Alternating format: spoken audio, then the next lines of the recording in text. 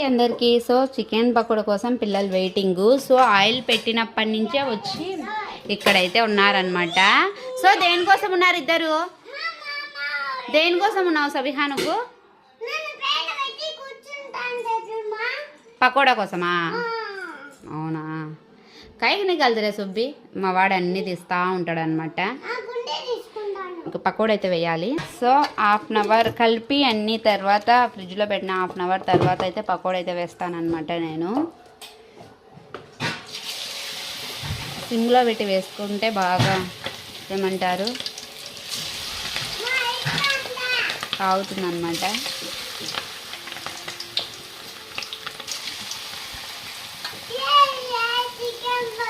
ఇందులో ఎక్కువ స్కిన్ లేకుండా చూసి ఫైనల్లీ పకోడా అయితే అయిపోయింది అనమాట.